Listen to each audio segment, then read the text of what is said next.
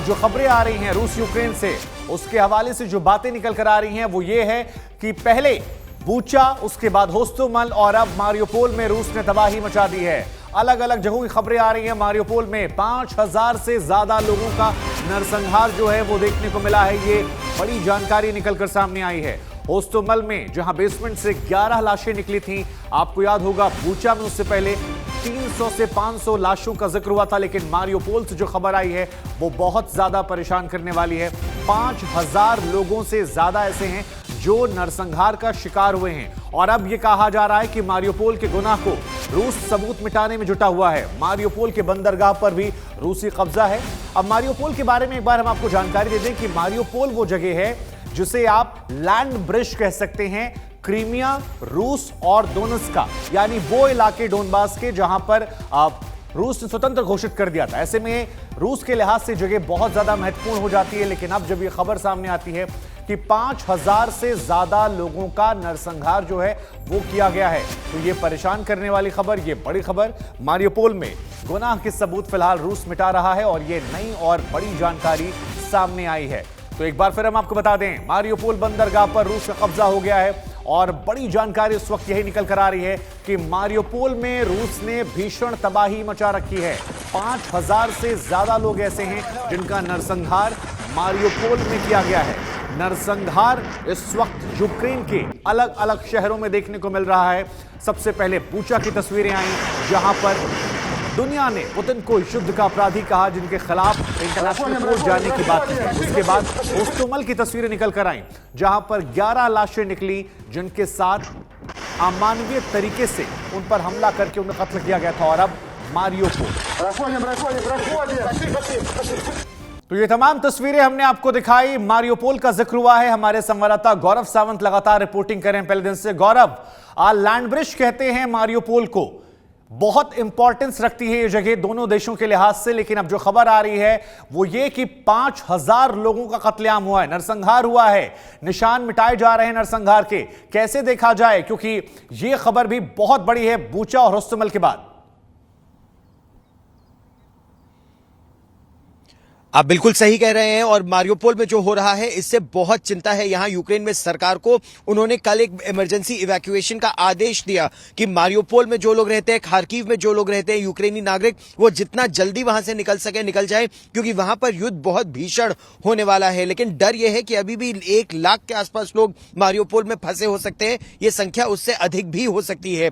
नरसंहार की जो बात चल रही है, रूस की तरफ से भारी बमबारी हो रही है और भारी पलटवार यूक्रेन की तरफ से भी हो रहा है। इसमें मिसाइलों का इस्तेमाल हो रहा है, टैंकों का इस्तेमाल हो रहा है, रॉकेट्स का इस्तेमाल हो रहा है और कई शहरों के कई इलाकों में दोनों ट्रूप्स ग्राउंड वॉरफेयर भी बहुत जबरदस्त मारियोपोल में हो रहा है। ऐसी खबर यहां पर हमारे पास आ रही है और इसीलिए इमरजेंसी इवैक्यूएशन की बात की जा रही है। जो बंदरगाह की जो आप बात कर रहे हैं शुभांकर, ये बहुत महत्वपूर्ण इसलिए हो जाता है क्योंकि सी ऑफ अजोव का जो एक्सेस ब्लैक सी को है वो पूरी तरह से कट जाएगा यूक्रेन का और यूक्रेन लैंडलॉक्ड हो जाएगा अगर मारियोपोल पूरी तरह से कट गया। और ये सबसे बड़ा खतरा यूक्रेन को इस समय सता रहा है। उनकी कोशिश पुरजोर यही थी और इसीलिए कुछ पश्चिमी देशों से जो जमीन से समुद्र में मार करने वाली मिसाइलें थी उसका इस्तेमाल करके यूक्रेन की सेना के एक अधिकारी ने दावा किया कि उन्होंने रूस का एक फ्रिगेट डुबा दिया था परसों। ये ऐसा उन्होंने दावा किया था। उन्होंने ये भी कहा कि वो लगातार पलटवार कर रहे हैं, लेकिन संख्या यूक्रेन के सिपाहियों की उस क्षेत्र में बहुत कम है और इसीलिए अब यह कहा जा रहा है कि मारियोपोल के बंदरगाह पर रूस का कब्जा हो गया है। शहर में जो स्टील मिल का इलाका है वहां पर अभी भी यूक्रेन की सेना है और वो अपनी संख्या बढ़ा रही है एक बड़े पलटवार के लिए। शुभांकर, नहीं गौरव, ये सवाल इसलिए भी हम पूछ रहे हैं क्योंकि जब बूचा का जिक्र आया तो रूस ने कहा कि देखिए हमारे खिलाफ सबसे बड़ा हथियार जो इस्तेमाल किया गया है वो है इंफॉर्मेशन वॉरफेयर का, हमने जो किया नहीं उसके आरोप लगाए जा रहे हैं। अब पहले बूचा आता है, उसके बाद होस्टोमल आता है और अब फिर मारियोपोल आता है। ये तीनों घटनाएं जो हैं क्या बातचीत के दौर से दूर करती जा रही हैं क्योंकि दुनिया का दबाव बढ़ रहा है, इंटरनेशनल कोर्ट में जाने की बात की जा रही है। ऐसा लग रहा है बातचीत कहीं पीछे छूट चुकी है, अब उसका जिक्र भी नहीं है, ना कोई पहल करने वाला है कम से कम आने वाले कुछ दिनों महीनों तक।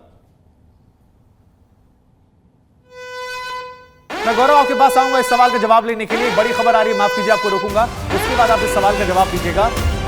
खबर जो है वो हम आपको एक बार दर्शकों को बता दें यूक्रेन ने एक बार फिर नाटो से अपील की है और यह अपील जो है उसका साथ देने की। अब देखिए, जहां पर बातचीत का दौर चल रहा था, बातचीत से तर हटकर अब वापस युद्ध की बात की जा रही है और यह युद्ध जो है वो एक बार फिर ऐसा लग रहा है कि अपनी भीषण त्रासदी की ओर बढ़ रहा है, क्योंकि यूक्रेन ने नाटो से अपील की है कि इस नरसंहार को देखते हुए जल्द से जल्द सैन्य मदद की जाए। तो जो बातचीत चल रही थी, अब वो कॉन्टेक्स्ट चेंज हो गया। अब बातचीत जो है वो वापस नाटो से हो रही है और ये कहा जा रहा है कि जंग के लिए और हथियार दीजिए, हमारे साथ वापस खड़े हुए हैं। गौरव, ये सवाल इस बड़ी खबर को ध्यान में रखते हुए, क्योंकि यूक्रेनी विदेश मंत्री नाटो के हेडक्वार्टर पहुंचे हैं और अब वो मदद मांग रहे हैं जमीन पर, साथ लड़ने की भी और हथियारों की भी। तो क्या यह माना जाए, जो सवाल हम पूछ रहे थे कि बातचीत पीछे छूट रही है, वो इन 3 घटनाओं के बाद नजर आ रही है?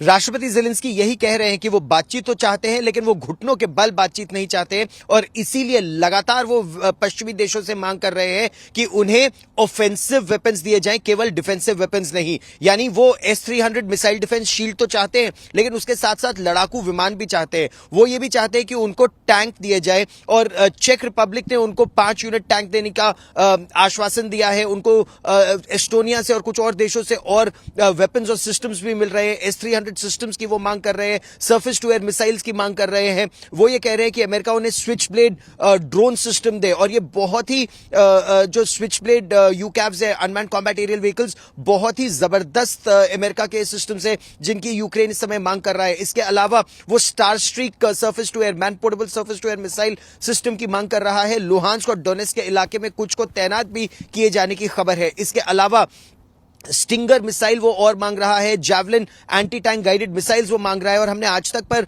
कल बूचा और हॉस्टोबल से वो रिपोर्ट भी दिखाई किस तरह से टैंकों का कब्रगाह बना दिया था इन javelin anti tank guided missiles ने। T-72 जैसे उम्दा टैंक इसके आगे नहीं टिक पा रहे थे जैवलिन की अचूक मार के आगे और ये जमीनी स्थिति हम दिखा चुके हैं ग्राउंड जीरो पर। तो इस तरह के हथियार अधिक संख्या में यूक्रेन मांग रहा है। वो ये कह रहा है कि आप हमारी मदद मत कीजिए, आप यूरोप की मदद कीजिए इस तरह के हथियार यूक्रेन को देकर, क्योंकि हम दीवार है रूस को रोकने के लिए। बिल्कुल बिल्कुल, बड़ी बात आप कह रहे हैं। दोनेत्स्क से हमारे साथ हमारी एक और संवाददाता गीता मोहन जुड़ रही हैं। गीता, आप जिस जगह पर आप हैं उस वहीं से मारियोपोल जो है उसे लैंड ब्रिज कहा जाता है। अब मारियोपोल में नरसंहार का जिक्र हुआ है, 5000 लोगों को मारे जाने, उनके निशान मिटाने की बात की जा रही है, नाटो से अपील की जा रही है।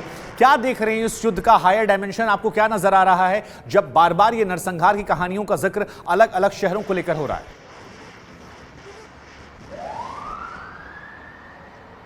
देखिए, यहाँ पर पीछे तो नहीं हटने वाले डोनेट्स्क के फोर्सेस, लुहांस्क के फोर्सेस और रूस के फोर्सेस। मारियोपोल और वोल्गोनाखा 2 बहुत ही इंपॉर्टेंट शहर थे जिनको अब रूसी कंट्रोल में है। इसके अलावा खेरसोन भी बहुत इंपॉर्टेंट है और मेलिटोपोल जो अभी रूसी कंट्रोल में है, मेलिटोपोल। तो ये सारे इलाके अब जितने भी नेगोशिएशंस होंगे शुभांकर, यूक्रेन चाहेगा कि ये जो इलाके हैं वापस यूक्रेन को दिए जाए।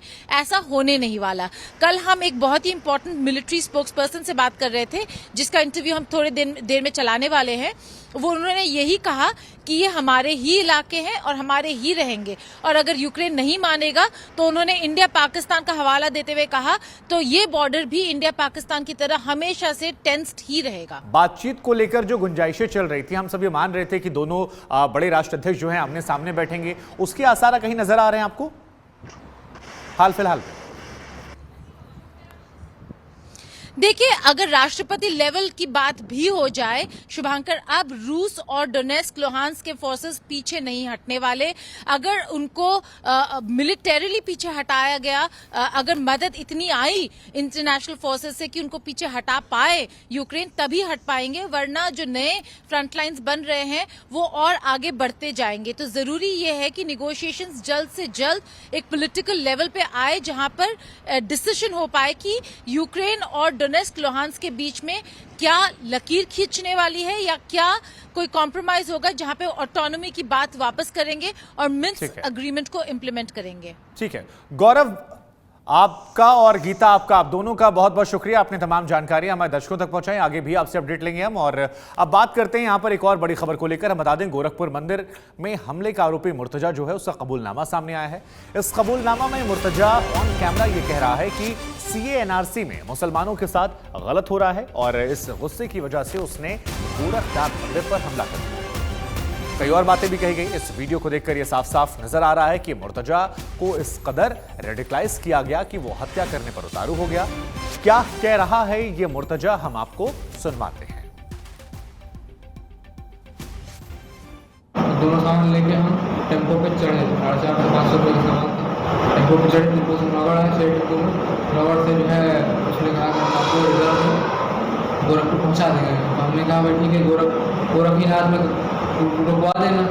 तो वहीं पुलिस है, उसी पे हम कुछ अपना कर देंगे, फिर हम भी चले जाएंगे, काम हो जाएगा, हम भी ना हम रहेंगे ना।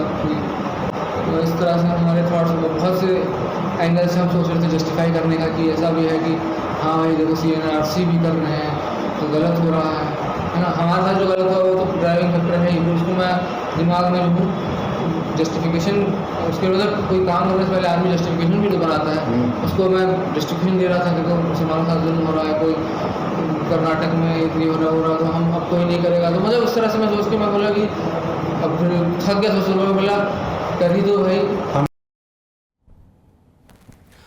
तो यहां पर इस आरोपी को आपने सुना जिसने ये कबूलनामा किया है, अब्बासी मुर्तजा, जिसका ये बड़ा कबूलनामा कि उसे ऐसा लगता है कि CNRC में मुसलमानों के साथ गलत हुआ। उसे ऐसा लगता था कि देश में मुसलमानों के साथ एक गलत भावना चल रही है और इसी में उसने नाराजगी के चलते ये बड़ा फैसला लिया कि वो यहां पर हमला करेगा। अब इसके बाद कई तरह के सवाल खड़े हो जाते हैं। सवाल ये कि क्या वो थ्योरी अब खारिज हो जाएगी जिसमें जिक्र किया गया था कि वो मानसिक रूप से विक्षिप्त है। कुमार अभिषेक हमारे संवाददाता इस वक्त लखनऊ से हमारे साथ जुड़ रहे हैं। कुमार, गोरखपुर से लेकर लखनऊ तक ये खबर लगातार चर्चा में है, लेकिन अब बताइए कि जब ये कबूलनामा निकलकर सामने आया है तो क्या वो थ्योरी कम से कम साइड हो जाती है जिसमें बार बार कहा जा रहा था कि देखिए मेंटली डिस्टर्ब है। यहां लग रहा है जो सबूत मिले हैं, जो बातें आई, जो कबूलनामा है कि प्लान था, एक नाराजगी है जिसका जिक्र कर रहा है और कबूल कर रहा है।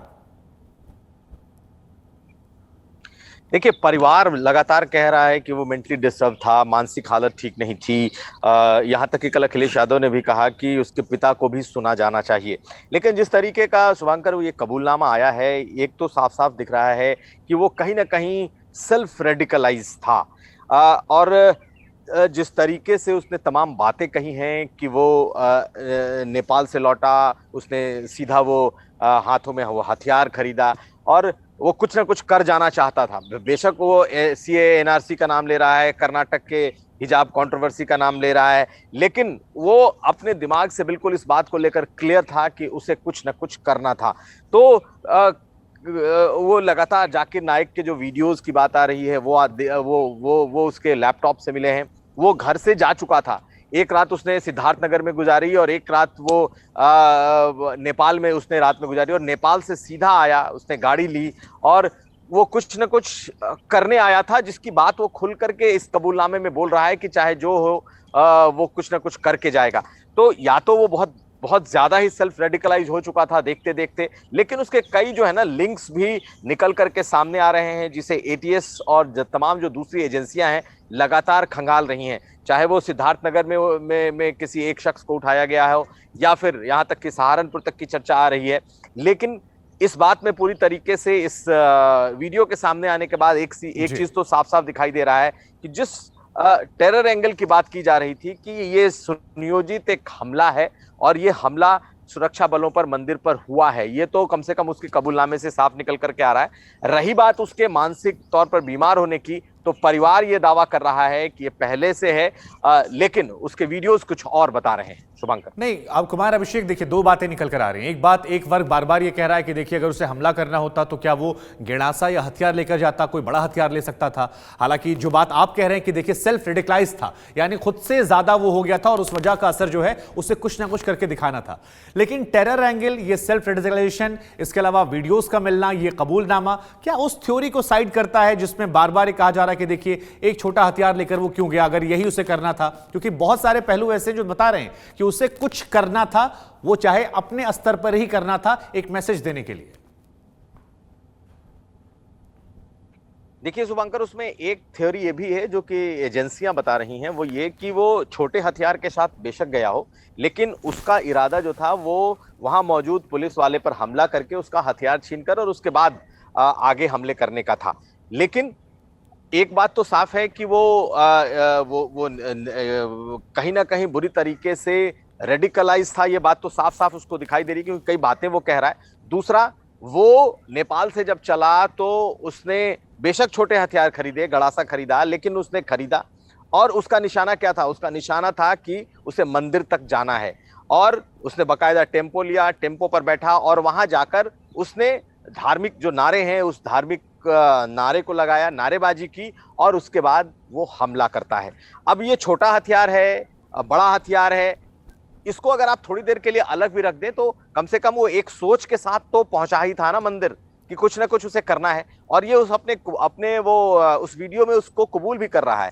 अब जब दूसरी एजेंसियां, चाहे एटीएस हो, चाहे यूपी पुलिस की दूसरी एजेंसियां हो या फिर यहाँ तक कि एसटीएफ हो, इन तमाम लोगों ने जब उसको इंटेरोगेट किया है तो बहुत सारी चीजें निकल करके भी आई हैं, और कहीं ना कहीं इनसे जुड़े हुए जो लोग जिनके साथ ये कम से कम संपर्क में था, उनकी भी पहचान हो ही रही है, और इसके लैपटॉप से बहुत सारी ऐसी चीजें मिली हैं। बिल्कुल कुमार अभिषेक, और शायद यही जो बात आप कह रहे हैं वो ज्यादा महत्वपूर्ण है।